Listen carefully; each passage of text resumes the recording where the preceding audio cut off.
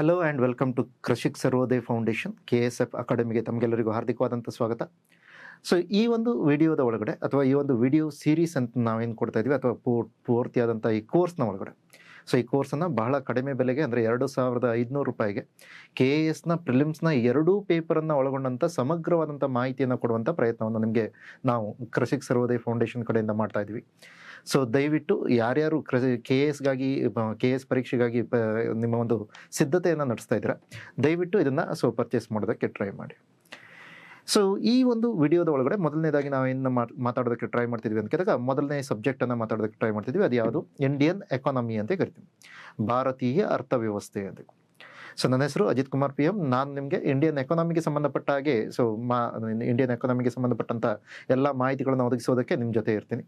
So ಹಾಗಾದರೆ start ಮಾಡೋಣ without further due. Indian economy ಅಂತಂದಾಗ ಯಾವ ಯಾವ ಅಧ್ಯಾಯಗಳನ್ನು ಒಳಗೊಂಡಿದೆ ಅನ್ನೋದನ್ನು ಮೊದಲು ನೋಡ್ತಾ ಹೋಗೋಣ.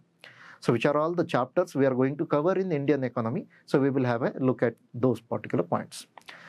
ಸೊ ಇಲ್ಲಿ ನಾವೇನಾದರೂ ನೋಡೋದಕ್ಕೆ ಹೋದರೆ, ಈ ಒಂದು ಕೋರ್ಸ್ನಲ್ಲಿ ನೀವು ಅದರಲ್ಲಿ ಕೂಡ ಇಂಡಿಯನ್ ಎಕಾನಮಿಗೆ ಸಂಬಂಧಪಟ್ಟ ಹಾಗೆ ಬಹಳ ಮಹತ್ವವಾದಂಥ ಈ ಒಂದು ಸಬ್ಜೆಕ್ಟ್ಗೆ ಸಂಬಂಧಪಟ್ಟ ಹಾಗೆ, ಅಗೇನ್ ಯಾಕೆ ಮಹತ್ವ ಅಂತ ಹೇಳ್ತೀನಿ ಅಂತ ಕೇಳಿದಾಗ, so from paper 1 so you will get static related questions based on Indian economy subject. So ಮೊದಲನೇ ಪೇಪರ್ನ ಒಳಗಡೆ ಏನಾಗುತ್ತೆ, ಸೊ ಸ್ಟ್ಯಾಟಿಕ್ ಪೋರ್ಷನ್ಗೆ ಸಂಬಂಧಪಟ್ಟಂಥ ಹಲವಾರು ಪ್ರಶ್ನೆಗಳನ್ನು ನಿಮಗೆ ಕೇಳಲಾಗುತ್ತೆ. ಸೊ ಅಂದರೆ ನಾರ್ಮಲ್ ಆಗಿ ಅದೇನಿರುತ್ತೆ, 15ಕ್ಕಿಂತ ಹೆಚ್ಚು ಪ್ರಶ್ನೆಗಳು ನಮಗೆ ನಾರ್ಮಲ್ ಆಗಿ ಎಕಾನಮಿಯಿಂದ ಬರುತ್ತೆ. ಸೊ ಅದರ ಜೊತೆಯಲ್ಲಿ ಕಾನ್ಸೆಪ್ಚುಯಲ್ ಕ್ಲಾರಿಟಿಯನ್ನು ಚೆಕ್ ಮಾಡುವಂಥ ಕ್ವಶನ್ಸ್ಗಳು ನಮಗೆ ಹೆಚ್ಚಾಗಿ ಕಾಣುತ್ತೆ. ಅದರ ಜೊತೆಯಲ್ಲಿ ಮತ್ತೆ ಯಾವ ರೀತಿಯ ಕ್ವಶನ್ಸ್ಗಳು ಬರುತ್ತೆ ಅಂತ ಕೇಳಿದಾಗ, ಇನ್ನು ಸ್ಕೀಮ್ ರಿಲೇಟೆಡ್ ಕ್ವಶನ್ಸ್ಗಳು ಕೂಡ ಬರುತ್ತೆ. ಸೊ ಅದಕ್ಕಾಗಿ ನಾರ್ಮಲ್ ಆಗಿ ಯಾವುದಾದ್ರೂ ಒಂದು ಡೈನಮಿಕ್ ಟೈಪ್ ಆಫ್ ಸಬ್ಜೆಕ್ಟ್ ಇದೆ ಅಂತಂದಾಗ, ಡೈನಮಿಕ್ ಟೈಪ್ ಆಫ್ ಸಬ್ಜೆಕ್ಟ್ ಅಂತಂದಾಗ ಏನು, ಸೊ ಹೆಚ್ಚಾಗಿ ಇಲ್ಲಿ ನಿಮಗೆ ಕರೆಂಟ್ ಅಫೇರ್ಸ್ ಮೇಲೂ ಕೂಡ ಪ್ರಶ್ನೆ ಬರ್ಬೋದು. ಸ್ಟ್ಯಾಟಿಕ್ ಪೋರ್ಷನಲ್ಲಿ ಬೇಸಿಕ್ ಕಾನ್ಸೆಪ್ಟ್ನ ಅನಲೈಸ್ ಮಾಡುವಂಥ ಪ್ರಶ್ನೆಗಳು ಬರ್ಬೋದು, ಕಾನ್ಸೆಪ್ಚುಯಲ್ ಕ್ಲಾರಿಟಿಗೆ ಸಂಬಂಧಪಟ್ಟ ಹಾಗೆ. ಇನ್ನುಳಿದ ಹಾಗೆ ಯಾವ ರೀತಿಯ ಪ್ರಶ್ನೆಗಳು ಬರ್ಬೋದು ಅಂತ ಕೇಳಿದಾಗ, ಸ್ಕೀಮ್ಗಳ ಮೇಲೆ ಬರ್ಬೋದು, ಅಥವಾ ಕರೆಂಟ್ ಅಫೇರ್ಸಲ್ಲಿ ಏನು ನ್ಯೂಸಲ್ಲಿ ಇದೆಯೋ ಅದರ ಮೇಲೆ ಬರ್ಬೋದು. ಸೊ ಆ ಕಾರಣಕ್ಕಾಗಿ ನಾವೇನಾದರೂ ಇಲ್ಲಿ ನೋಟ್ಸ್ಗಳನ್ನು ಮಾಡ್ತೀವಿ ಅಂತಂದರೆ, ನೀವು ಏನು ನೋಟ್ಸ್ಗಳನ್ನ ಬರಿತಾ ಇದ್ದೀರೋ ಆ ನೋಟ್ಸನ್ನು ಕರೆಕ್ಟಾಗಿ ಬರ್ಕೊಳ್ಳೋದಕ್ಕೆ ಟ್ರೈ ಮಾಡಬೇಕು. ಅದಕ್ಕಾಗಿ ಈ ಒಂದು ಪರ್ಟಿಕ್ಯುಲರ್ ಆದಂಥ ಕೋರ್ಸ್ನ ಬೆನಿಫಿಟ್ಸನ್ನು ನೀವೇನಾದರೂ ಮ್ಯಾಕ್ಸಿಮಮ್ ಆಗಿ ಪಡ್ಕೋಬೇಕು ಅಂತಂದರೆ, ನಾನು ನಿಮಗೆ ಕೆಲವೊಂದು ಸೈಂಟಿಫಿಕ್ ಆದಂಥ ನೋಟ್ ಮೇಕಿಂಗ್ನ ಬಗ್ಗೆನೂ ಕೂಡ ಹೇಳ್ತೀನಿ. ಸೊ ಅದರಲ್ಲಿ ಒಂದು ಯಾವುದು, ಕಾರ್ನೆಲ್ ಮೆಥಡ್ ಅನ್ನೋದನ್ನು ನೀವು ಯೂಸ್ ಮಾಡಬೇಕು. ಈ ಕಾರ್ನೆಲ್ ಮೆಥಡ್ನ ಒಳಗಡೆ ಏನಿರುತ್ತೆ, ನಾವೇನು ನಾರ್ಮಲ್ ಆಗಿ ಒಂದು A4 ಶೀಟಲ್ಲಿ ಒಂದು ನಮ್ಮ ನೋಟ್ಸನ್ನು ರೆಡಿ ಮಾಡ್ತಿದ್ದೀವಿ ಅಂತಂದರೆ, ಆ A4 ಶೀಟ್ನ ಒಳಗಡೆ ನಮಗೇನಿದೆ ಸ್ವಲ್ಪ ಜಾಗ. ಸೊ ಇದು ನಿಮ್ಮ A4 ಶೀಟ್ ಅಂತ ಥಿಂಕ್ ಮಾಡಿ. ಸೊ ಈ A4 ಶೀಟ್ನ ಒಳಗಡೆ ನೀವೇನು ಮಾಡಬೇಕು, ಸೊ ಒಂದು ಸೈಡ್ಗೆ ಜಾಗವನ್ನು ಖಾಲಿ ಇಡಬೇಕಾಗುತ್ತೆ, ಅದೇ ರೀತಿಯಲ್ಲಿ ಕೆಳಗಡೆ ಖಾಲಿ ಇಡಬೇಕು. ಈಗ ನಾರ್ಮಲ್ ಆಗಿ ನೀವು ಕ್ಲಾಸನ್ನು ಕೇಳ್ತಾ ರನ್ನಿಂಗ್ ನೋಟ್ಸ್ ಏನ ಮಾಡ್ತೀರಾ, ಆ ರನ್ನಿಂಗ್ ನೋಟ್ಸ್ ಏನಿರುತ್ತೆ ಈ ಪೋರ್ಷನಲ್ಲಿ ಇರುತ್ತೆ. ಸೊ ಇಲ್ಲಿ ಯಾಕೆ ಜಾಗ ಬಿಟ್ಟಿದ್ದೀವಿ ಅಂತ ಕೇಳಿದಾಗ, ಇದೇನಿರುತ್ತೆ ಅಪ್ಡೇಟ್.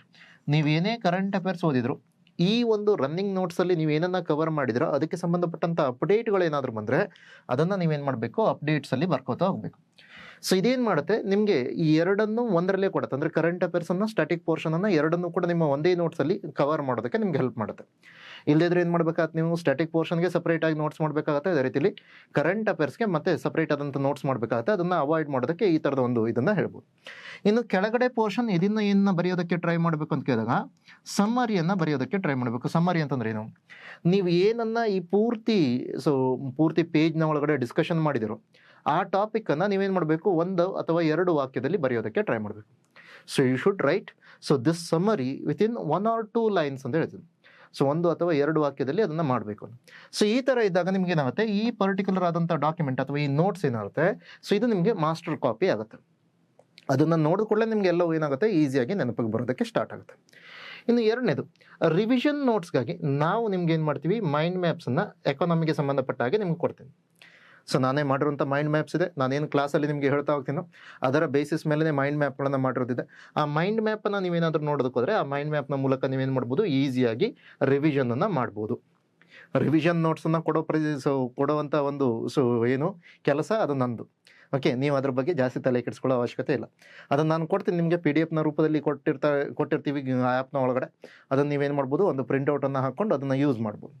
ಸೊ ಅಂದರೆ ಇದು ರಿವಿಷನ್ ನೋಟ್ಸ್ ಹೇಗಿರುತ್ತೆ ಅಂತ ಕೇಳಿದಾಗ, ಪೂರ್ತಿ ಎಕಾನಮಿ ಸಬ್ಜೆಕ್ಟನ್ನು ನಾವೇನು ಡಿಸ್ಕಸ್ ಮಾಡ್ತೀವೋ ಅದನ್ನು ಕೇವಲ 15 ಪುಟಗಳ ಒಳಗಡೆ ನೀವೇನು ಮಾಡ್ಬೋದು, ಅದರಲ್ಲಿ ಕೂಡ ಚಿತ್ರದ ರೂಪದಲ್ಲಿ ಇರುತ್ತೆ. ಆ ಇನ್ಫೋಗ್ರಾಫಿಕ್ಸ್ ಅಥವಾ ಚಿತ್ರಗಳು ಅಂತ ಹೇಳ್ತೀರಾ, ಅದನ್ನ ಮೈಂಡ್ ಮ್ಯಾಪ್ ಅಂತ ಹೇಳ್ತಿದ್ದೀವಿ. ಸೊ ಅದರ ಒಳಗಡೆ ನೀವೇನು ಮಾಡ್ಬೋದು, ಕವರ್ ಮಾಡೋದಕ್ಕಾಗತ್ತೆ. So that will be your revision notes. Okay, revision notes will be provided by me. So ನಾನು ಅದನ್ನು ನಿಮಗೆ PDF ರೂಪದಲ್ಲಿ ಕೊಡ್ತೀನಿ ಅಂತ. ಸೊ ಅದರ ಜೊತೆಯಲ್ಲಿ ನೀವೇನು ಮಾಡಬೇಕು, ಕ್ಲಾಸನ್ನು ಏನು ಕೇಳ್ತಾ ಇದ್ರು, you should be regular, consistent. So you should put consistent effort from your side as well. ನೀವೇನು ಇರಬೇಕು, ಕ್ಲಾಸನ್ನು ಕೇಳ್ತಾ ಇದ್ರಲ್ಲ ಅದನ್ನು ಸುಮ್ಮನೆ ಒಂದೇ ದಿವಸ ಏನು ಮಾಡಬಾರ್ದು, ಒಂದು ದಿವಸಕ್ಕೆ 15 ತಾಸು ನಾನು ಪಾಠ ಮಾಡೋಕ್ಕೆ ಕೇಳ್ಬಿಡ್ತೀನಿ, ಒಂದೇ ದಿವಸಕ್ಕೆಲ್ಲ ಏನು ವಿಡಿಯೋಗಳನ್ನು ಕವರ್ ಮಾಡ್ತೀನಿ, ಈ ಥರ ಮಾಡೋದಕ್ಕೆ ಹೋಗ್ಬಿಟ್ರಿ. ಸೊ ಚಿಕ್ಕದಾದಂಥ ಇದನ್ನು ಮಾಡಿದ್ರೂ ಕೂಡ ನೀವೇನು ಮಾಡಬೇಕು, ಕನ್ಸಿಸ್ಟೆಂಟ್ ಆಗಿ ಇರಬೇಕು, ರೆಗ್ಯುಲರ್ ಆಗಿ ಕನ್ಸಿಸ್ಟೆಂಟ್ ಆಗಿ. ಅದು 2 ತಿಂಗಳಿಗೆ ನೀವು ಎಫರ್ಟನ್ನು ಹಾಕಿದ್ರೂ ಕೂಡ ಪ್ರಾಬ್ಲಮ್ ಇಲ್ಲ, ಆ 2 ತಿಂಗಳ ಕನ್ಸಿಸ್ಟೆಂಟ್ ಆಗಿ ಎಫರ್ಟ್ ಹಾಕಬೇಕು. ಸೊ ಲಾಸ್ಟಲ್ಲಿ ಒಂದೇ ದಿವಸ ಎಲ್ಲವನ್ನ ಮಾಡ್ತೀರಾ ಅಂತಂದರೆ ಆವಾಗ ಏನಾಗುತ್ತೆ, so all things will be filed up.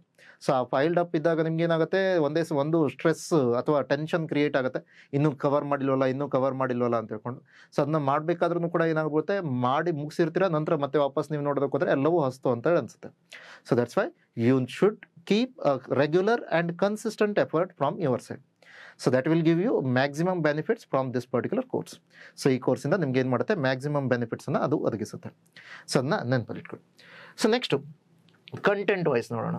Content ಏನೇನನ್ನು ನಾವು ಕವರ್ ಮಾಡ್ತೀವಿ ಇನ್ ದಿಸ್ ಪರ್ಟಿಕ್ಯುಲರ್ ಸಬ್ಜೆಕ್ಟ್ ಅಥವಾ ಈ ಡಿಸ್ಕಷನ್ನ ಒಳಗಡೆ ನಾವು ಯಾವ ಪರ್ಟಿಕ್ಯುಲರ್ ಆದಂಥ ಟಾಪಿಕ್ಸನ್ನು ಕವರ್ ಮಾಡ್ತೀವಿ ಅನ್ನೋದ್ರ ಬಗ್ಗೆ ಮಾಹಿತಿಯನ್ನು ಕೊಡ್ತೇವೆ. So first one, we will be covering first chapter, that is introduction to economics ಅಥವಾ ಅರ್ಥಶಾಸ್ತ್ರದ ಪರಿಚಯ ಅನ್ನುವಂಥ ಒಂದು ಚಾಪ್ಟರ್ನ ಕವರ್ ಮಾಡ್ತೀವಿ. ಸೊ ಏನನ್ನ ಚರ್ಚೆ ಮಾಡೋದಕ್ಕೆ ಟ್ರೈ ಮಾಡ್ತೀವಿ ಇಲ್ಲಿ ಅರ್ಥಶಾಸ್ತ್ರದ ಪರಿಚಯ ಅಂತಂದಾಗ, ಸೊ ಡಿಫರೆಂಟ್ ಎಕನಾಮಿಸ್ಟ್ಸ್ ಏನಿದ್ದಾರೆ ಅವ್ರಿಗೆ ಏನು ಎಕನಾಮಿಕ್ಸ್ಗೆ ಸಂಬಂಧಪಟ್ಟಾಗಿ ಕಾಂಟ್ರಿಬ್ಯೂಷನ್ಸನ್ನು ಮಾಡಿದ್ದಾರೆ, or their ideology. Okay, so normally we will start with definitions of economics. So what are the different definitions of economics, who gave those kind of economics definition. So ಈ ಥರದೆಲ್ಲ ಏನಿಲ್ಲ ಅದನ್ನು ನಾವು ಏನು ಮಾಡ್ತೀವಿ, ಫಸ್ಟ್ ಚಾಪ್ಟರ್ನಲ್ಲಿ ಡಿಸ್ಕಷನ್ ಮಾಡ್ತೀವಿ. Apart from that, so what is the meaning of demand, what is supply, how demand can be determined, how supply can be altered, so all these things. So ಈ ಥರದ ಪಾಯಿಂಟ್ಸ್ಗಳನ್ನು ನಾವೇನು ಮಾಡ್ತೀವಿ, ಅದನ್ನು ಫಸ್ಟ್ ಚಾಪ್ಟರ್ನ ಒಳಗಡೆ ನಾವು study ಮಾಡ್ತೀವಿ. ಅರ್ಥಶಾಸ್ತ್ರದ ಪರಿಚಯ ಅಂತಂದಾಗ ಅಲ್ಲಿ ಏನು ಮಾಡ್ತೀವಿ, ಅರ್ಥಶಾಸ್ತ್ರ ಅಂದ್ರೆ ಏನು, ಅರ್ಥಶಾಸ್ತ್ರಕ್ಕೆ ಸಂಬಂಧಪಟ್ಟಾಗಿ ಬೇರೆ ಬೇರೆ ವ್ಯಾಖ್ಯಾನಗಳನ್ನು ಏನನ್ನು ಇಡಲಾಗಿದೆ, ಯಾವ ಅರ್ಥಶಾಸ್ತ್ರಜ್ಞರು ಯಾವ ರೀತಿಯ ಕಾಂಟ್ರಿಬ್ಯೂಷನ್ಸನ್ನು ಕೊಟ್ಟಿದ್ದಾರೆ. ಅಗೇನ್ ಅದರಲ್ಲಿ ಸೊ ನಾವು ಏನು ನೋಡ್ತೀವಿ, ಸರ್ಫೇಸ್ ಲೆವೆಲಲ್ಲಿ ನೋಡ್ತೀವಿ, ಭಾಳ ಡಿಟೇಲ್ ಆಗಿ ನೋಡಲ್ಲ, ಅದರ ಸರ್ಫೇಸ್ ಲೆವೆಲಲ್ಲಿ ನೋಡ್ತೀವಿ. ಅಪಾರ್ಟ್ ಫ್ರಮ್ ದಟ್, ಬೇಡಿಕೆ ಅಂದ್ರೇನು, ಸೊ ಪೂರೈಕೆ ಅಂದ್ರೇನು, ಬೇಡಿಕೆಗಳು ಹೇಗೆ ಬದಲಾವಣೆ ಆಗ್ಬೋದು, ಪೂರೈಕೆಗಳು ಹೇಗೆ ಬದಲಾವಣೆ ಆಗ್ಬೋದು. ಸೊ ಈ ಥರದ್ದೆಲ್ಲ ಕಾನ್ಸೆಪ್ಟ್ಗಳನ್ನ ನಾವೇನು ಮಾಡ್ತೀವಿ, ಅದನ್ನು ಮೊದಲನೇ ಚಾಪ್ಟರ್ನಲ್ಲಿ ಚರ್ಚೆ ಮಾಡ್ತೀವಿ. ಓಕೆ, ಇಂಟ್ರಡಕ್ಷನ್ ಟು ಎಕನಾಮಿಕ್ಸ್ನ ಒಳಗಡೆ. Second chapter will B national income accounting ಅಥವಾ ರಾಷ್ಟ್ರೀಯ ಆದಾಯದ ಮಾಪನ ಅಂತ ಕರಿತೀವಿ. So when we talk about national income accounting, we are talking about what is the difference between GDP and GNP, NDP, NNP, per capita income or disposable income. So ಈ ಥರದೆಲ್ಲ concept ಇದೆ, ಅದನ್ನು ನಾವೇನು ನೋಡ್ತೀವಿ ಸೆಕೆಂಡ್ ಚಾಪ್ಟರ್ನ ಒಳಗಡೆ ನೋಡ್ತೀವಿ. Second ಚಾಪ್ಟರ್ನಲ್ಲಿ ಏನೇನು ನೋಡ್ತೀವಿ, GDP ಅಂದ್ರೇನು, GNP ಅಂದ್ರೇನು, NDP ಅಂದ್ರೇನು, NNP ಅಂದ್ರೇನು, ಅವುಗಳಲ್ಲೇ ನೀವು ಅದನ್ನ ಫ್ಯಾಕ್ಟರ್ ಕಾಸ್ಟಲ್ಲಿ ಅಳತೆ ಮಾಡ್ತೀರಾ ಅಂದರೆ ಯಾವುದು, ಮಾರ್ಕೆಟ್ ಪ್ರೈಸಲ್ಲಿ ಅಳತೆ ಮಾಡ್ತೀರಾ ಅಂತಂದ್ರೆ ಏನು. ಸೊ ಈ ಥರದ್ದೆಲ್ಲ, ಅದರ ಜೊತೆಯಲ್ಲಿ ತಲಾವಾರು ಆದಾಯ ಅಂದ್ರೇನು, ಪರ್ ಕ್ಯಾಪಿಟಾ ಇನ್ಕಮ್ ಅಂತ ಹೇಳಿರ್ತಾರೆ ತಲಾವಾರು ಆದಾಯ. ಅದೇ ರೀತಿಯಲ್ಲಿ ಡಿಸ್ಪೋಸಬಲ್ ಇನ್ಕಮ್ ಅಂದ್ರೇನು, ವೆಚ್ಚ ಮಾಡಬಹುದಾದ ಆದಾಯ. ಸೊ ಈ ಥರದ್ದೆಲ್ಲ ಕಾನ್ಸೆಪ್ಟ್ ಏನಿಲ್ಲ ಅದನ್ನು ನಾವೇನು ನೋಡ್ತೀವಿ, ಸೊ ನ್ಯಾಷನಲ್ ಇನ್ಕಮ್ ಅಕೌಂಟಿಂಗ್ನ ಒಳಗಡೆ ನೋಡ್ತೀವಿ. Okay, so apart from that, so we have some limitations associated with national income. So that's why we want check out social indicators, ಕೆಲವೊಂದು ಸಾಮಾಜಿಕ ಸೂಚ್ಯಂಕಗಳ ಬಗ್ಗೆ ಕೂಡ ಈ ಚಾಪ್ಟರ್ನಲ್ಲಿ, ಎರಡನೇ ಚಾಪ್ಟರ್ನಲ್ಲಿ ನಾವು ಚರ್ಚೆ ಮಾಡ್ತೀವಿ.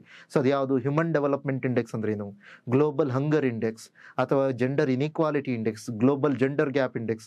ಸೊ ಈ ಥರದೆಲ್ಲ ಸೂಚ್ಯಂಕಗಳ ಬಗ್ಗೆ ಕೂಡ ನಾವೇನು ಮಾಡ್ತೀವಿ, ಸೊ ಈ ಎರಡನೇ ಚಾಪ್ಟರ್ನಲ್ಲಿ ಚರ್ಚೆ ಮಾಡ್ತೀವಿ.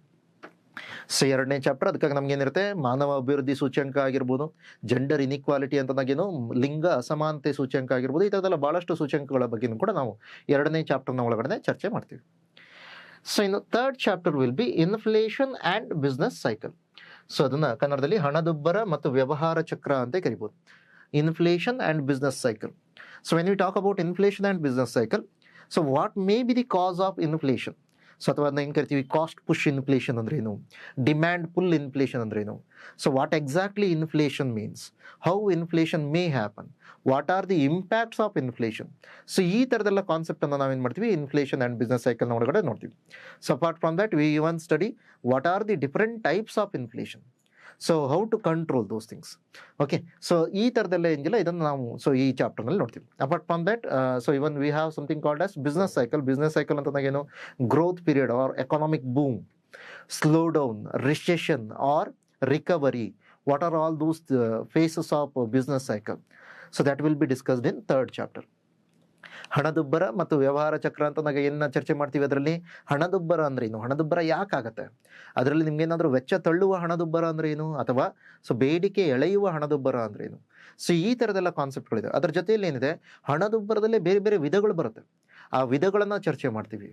ಅದರ ಜೊತೆಯಲ್ಲಿ ಮತ್ತೇನ ಚರ್ಚೆ ಮಾಡ್ತೀವಿ ಅಂತಂದಾಗ ಬಿಸ್ನೆಸ್ ಸೈಕಲ್ ಅಂತಂದಾಗೇನು, ಅಲ್ಲಿ ಬೆಳವಣಿಗೆ ಅವಧಿ ಅಂದ್ರೇನು, GDP ಜಾಸ್ತಿ ಆಗ್ತಿರುವಂಥ ಅವಧಿ ಯಾವುದು, ಅಥವಾ ಸ್ಲೋ ಡೌನ್ ಅವಧಿ ಅಂತಂದರೆ, ಸ್ಲೋ ಡೌನ್ ಅಂದ್ರೇನು, ಮಂದಗತಿಯ ಒಂದು GDP ಬೆಳವಣಿಗೆ ದರ ಕಾಣ್ಬೋದು, ಅಥವಾ ನಿಮಗೆ ರಿಸೆಷನ್ ಆರ್ಥಿಕ ಹಿಂಜರಿತ ಕಾಣ್ಬೋದು, ಅಥವಾ ಮತ್ತೊಂದು ಯಾವುದೋ ರೀತಿಯದು ಕಾಣ್ಬೋದು ಅಂತ ಕೇಳಿದಾಗ ರಿಕವರಿ ಚೇತರಿಕೆ ಕೂಡ ಕಾಣ್ಬೋದು. ಈ ಥರದ್ದೆಲ್ಲ ಯಾವಾಗ ಆಗುತ್ತೆ, ಏನು ಅದಕ್ಕೆ ಕಾರಣಗಳು, ಈ ಥರದನ್ನು ನಾವೇನು ಮಾಡ್ತೀವಿ, ಅದನ್ನು 3ನೇ ಚಾಪ್ಟರ್ನಲ್ಲಿ ಚರ್ಚೆ ಮಾಡ್ತೀವಿ, ಇನ್ಫ್ಲೇಷನ್ ಆ್ಯಂಡ್ ಬಿಸ್ನೆಸ್ ಸೈಕಲ್ ಅಂತ. ಇನ್ನು 4th chapter will be human resource development ಅಂತ ಕರಿತೀವಿ, ಅಥವಾ ಕನ್ನಡದಲ್ಲಿ ಮಾನವ ಸಂಪನ್ಮೂಲ ಅಭಿವೃದ್ಧಿ ಅಂತ ಕರಿತೀವಿ. Or this chapter may also be called as demographics and inequality ಅಂತ ಕರಿತೀವಿ.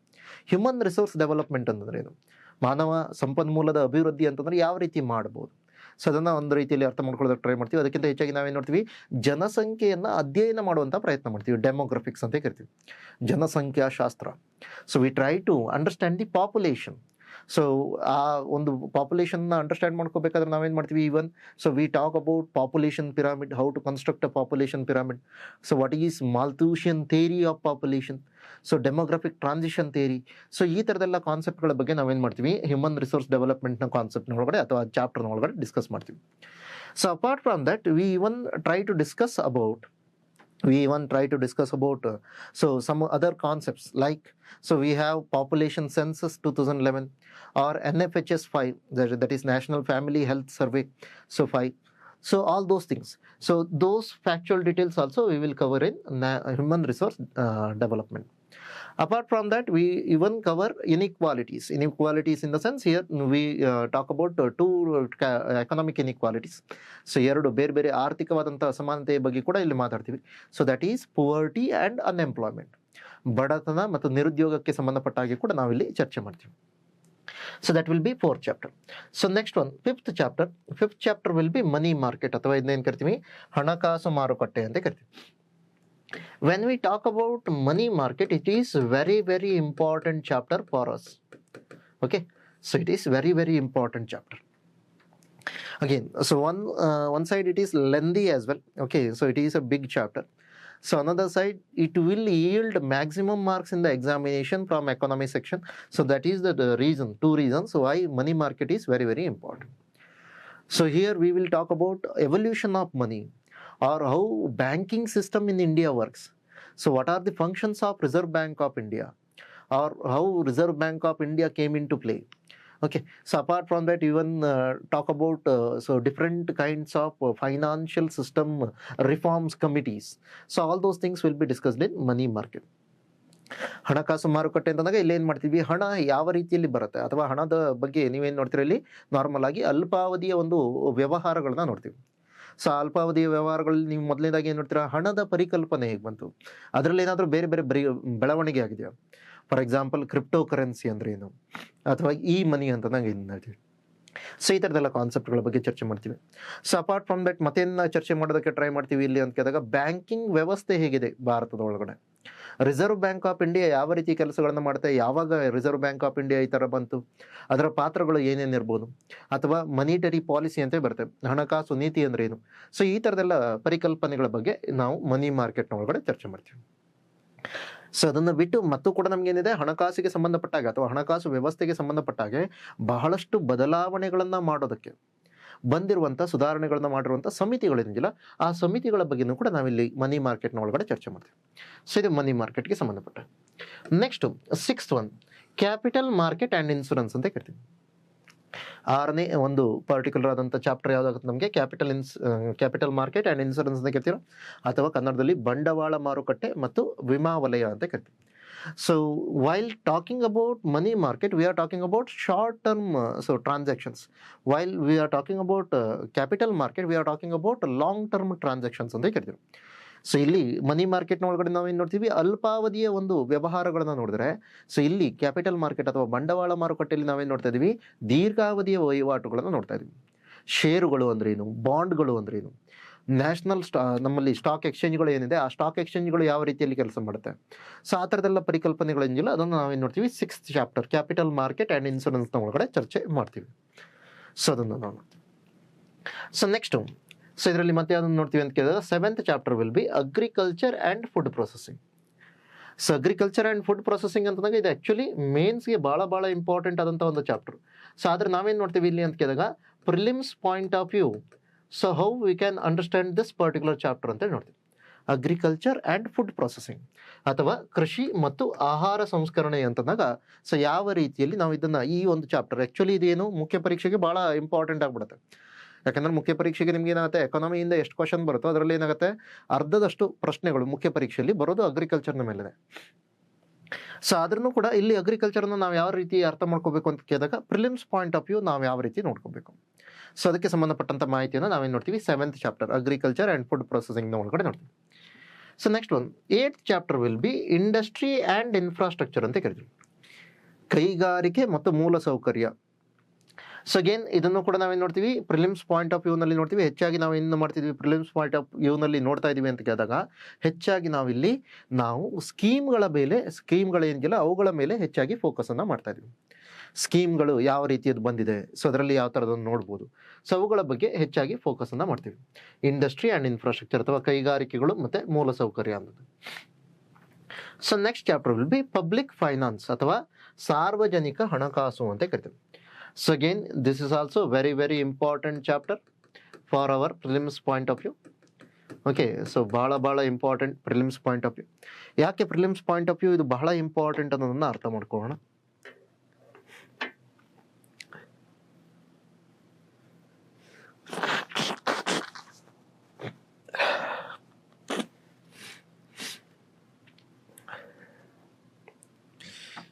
ಓಕೆ, ಸೊ ಭಾಳ important prelims point of view. ಯಾಕೆ ಅಂತ ಕೇಳಿದಾಗ ಪಬ್ಲಿಕ್ ಫೈನಾನ್ಸ್ನ ಒಳಗಡೆ ಏನಿದೆ so here we have so things related to how government gets money from public, what are the different receipts government gets. So similarly what are the different expenditure they make. So ಅದನ್ನು ನಾವೇನು ಮಾಡ್ತೀವಿ ಇದರೊಳಗಡೆ ನೋಡ್ತೀವಿ. Public finance ಅಂದರೆ meaning ಏನು, ಸರ್ಕಾರಕ್ಕೆ ದುಡ್ಡು ಯಾವ ರೀತಿ ಬರುತ್ತೆ ಸಾರ್ವಜನಿಕರಿಂದ, ಅದು ತೆರಿಗೆ ರೂಪದಲ್ಲಿ ಬರುತ್ತಾ, ತೆರಿಗೆಯೇತರ ರೂಪದಲ್ಲಿ ಬರುತ್ತಾ. ಸೊ ಈ ಥರದೆಲ್ಲ ಪರಿಕಲ್ಪನೆಗಳ ಬಗ್ಗೆ ಮಾತಾಡ್ತೀವಿ. ಸೊ ಅಪಾರ್ಟ್ ಫ್ರಮ್ ದಟ್ ಈ ಸರ್ಕಾರ ಯಾವ್ಯಾವ ರೀತಿಯಲ್ಲಿ ಖರ್ಚು ಮಾಡ್ಬೋದು, ಕ್ಯಾಪಿಟಲ್ ಎಕ್ಸ್ಪೆಂಡಿಚರ್ ಅಂದ್ರೆ ಏನು, ರೆವೆನ್ಯೂ ಎಕ್ಸ್ಪೆಂಡಿಚರ್ ಅಂದ್ರೆ ಏನು, ಕಂದಾಯ ಮತ್ತು ಸೊ ಅದೇ ರೀತಿಯಲ್ಲಿ ಬಂಡವಾಳ ವೆಚ್ಚಗಳು ಅಂದ್ರೆ ಏನು, ಅವೆಲ್ಲ ಏನಿಲ್ಲ ಅದನ್ನ ನಾವು ಪಬ್ಲಿಕ್ ಫೈನಾನ್ಸ್ನ ಒಳಗಡೆ ಚರ್ಚೆ ಮಾಡ್ತೀವಿ. ನೆಕ್ಸ್ಟ್ ಇಂಟರ್ನ್ಯಾಷನಲ್ ಟ್ರೇಡ್ ಅಂತ ಬರುತ್ತೆ. ಇಂಟರ್ನ್ಯಾಷನಲ್ ಟ್ರೇಡ್ನ ಒಳಗಡೆ ನಾವು ನೋಡ್ತೀವಿ 10th ಚಾಪ್ಟರ್ ಇದು international trade. So when we talk about international trade ಅಥವಾ ಅಂತಾರಾಷ್ಟ್ರೀಯ ವ್ಯವಹಾರಗಳು ಅಂತಂದಾಗ which ever trade which happens in foreign denominations ಅಂತ ಕರಿತೀವಿ. ಬೇರೆ ದೇಶದ ಒಂದು ಕರೆನ್ಸಿಯ ಒಳಗಡೆ ನಿಮ್ಗೆ ಯಾವುದಾದ್ರೂ ಈ ರೀತಿಯ ಒಂದು ಆಕ್ಟಿವಿಟಿಗಳು ಅಥವಾ ಟ್ರಾನ್ಸಾಕ್ಷನ್ಸ್ಗಳು ಆಗುತ್ತೆ, ಇಂಪೋರ್ಟ್ ಅಥವಾ ಎಕ್ಸ್ಪೋರ್ಟ್ ಅಂತ ಕರಿತೀವಿ ನಾರ್ಮಲ್ ಆಗಿ, ಆಮದು ಮತ್ತು ರಫ್ತುಗಳು. ಸೊ ಅಂಥವುಗಳ ಬಗ್ಗೆ ಇಂಟರ್ನ್ಯಾಷನಲ್ ಟ್ರೇಡಲ್ಲಿ ನೋಡ್ತೀವಿ. ಇದರ ಒಳಗಡೆ ಏನಿದೆ ಎಕ್ಸ್ಚೇಂಜ್ ರೇಟ್ ಅಂದ್ರೆ ಏನು, ಎಕ್ಸ್ಚೇಂಜ್ ರೇಟ್ಗೆ ಸಂಬಂಧಪಟ್ಟಾಗ ನೀವು ಏನು ನೋಡ್ತೀರಾ, ಅದರಲ್ಲಿ ಬೇರೆ ಸಿಸ್ಟಮ್ಗಳೇನಾದರೂ ಇದೆಯಾ, ಯಾವ ರೀತಿಯಲ್ಲಿ ಮಾಡ್ಬೋದು. ಸೊ ಈ ಥರದೆಲ್ಲ ಪರಿಕಲ್ಪನೆಗಳ ಬಗ್ಗೆ ಮಾತಾಡ್ತೀವಿ ಇಂಟರ್ನ್ಯಾಷನಲ್ ಟ್ರೇಡ್ನ ಒಳಗಡೆ. Okay, what are the different types of exchange rates, so what are the different types of so currencies we can so talk about in the scenario of particular so international trade. So international ಟ್ರೇಡ್ಗೆ ಸಂಬಂಧಪಟ್ಟಾಗೆ ಅಥವಾ ಅಂತಾರಾಷ್ಟ್ರೀಯ ವ್ಯವಹಾರಕ್ಕೆ ಸಂಬಂಧಪಟ್ಟಾಗೆ ಬೇರೆ ಕರೆನ್ಸಿಗಳಿಗೆ ನಾವು ಯಾವುದಾದ್ರೂ ಬೇರೆ ಹೆಸರುಗಳನ್ನು ಹೇಳ್ತೇವೆ. ಫಾರ್ ಎಕ್ಸಾಂಪಲ್ ಹಾರ್ಡ್ ಕರೆನ್ಸಿ ಅಂತಂದ್ರೆ ಏನು, ಸಾಫ್ಟ್ ಕರೆನ್ಸಿ ಅಂದ್ರೆ ಏನು, ಹಾಟ್ ಕರೆನ್ಸಿ ಅಂದ್ರೆ ಏನು. ಸೊ ಈ ಥರದೆಲ್ಲ ಪರಿಕಲ್ಪನೆಗಳೇನಿಲ್ಲ ಅದನ್ನು ನಾವು ಇಂಟರ್ನ್ಯಾಷನಲ್ ಟ್ರೇಡ್ ಅನ್ನುವಂಥ ಚಾಪ್ಟರ್ನಲ್ಲಿ ಡಿಸ್ಕಸ್ ಮಾಡ್ತೀವಿ. 11th chapter will B international economic organisations ಅಂತ ಕರಿತೀವಿ. ಇಂಟರ್ನ್ಯಾಷನಲ್ ಎಕನಾಮಿಕ್ ಆರ್ಗನೈಜೇಷನ್ ಅಥವಾ ಅಂತಾರಾಷ್ಟ್ರೀಯ ಹಣಕಾಸು ಸಂಸ್ಥೆಗಳು ಅಂತ. So when we talk about this particular chapter, so here we will talk about these three things so in detail, that is WTO, World Trade Organization, IMF and IBRD, or it is popularly known as World Bank.